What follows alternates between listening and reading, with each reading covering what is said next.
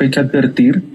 es que la decisión del Consejo de Estado y lo mismo el futuro decreto que expida el Gobierno Nacional no tiene efectos retroactivos, lo que quiere decir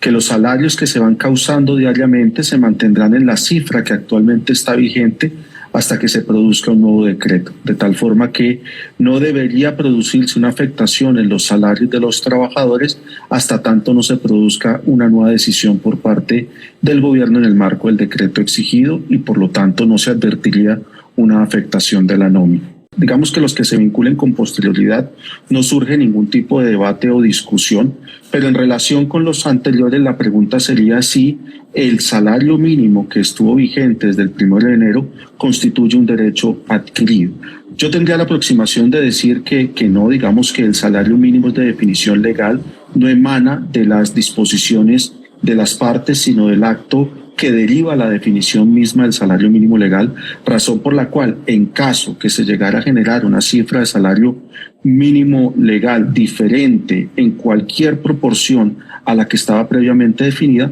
pues esa cifra impactaría tanto a antiguos como a nuevos trabajadores que devengaran la noción de salario mínimo legal definido legalmente. Y en ese sentido, en la medida en que existen algunos indicadores que tienen una regla de ajuste sujeta precisamente al indicador del salario mínimo legal, pues si esto llegara a generar una variación o este variara, igualmente se produciría el mismo efecto en los demás ítems que están atados al factor incremental del salario mínimo legal. Simplemente le hago la claridad al televidente que el aporte a salud y el aporte a pensiones no es que haya variado con la cifra del salario mínimo legal. Lo que pasa es que el aporte a salud y el aporte a pensiones se cotiza con base en el salario que el trabajador devenga, de tal forma que si existe una variación en el salario que el trabajador devenga, pues existirá igualmente una variación en el aporte finalmente que se consolida. De ese punto particular, recordar que cuando se produce la definición del salario mínimo legal,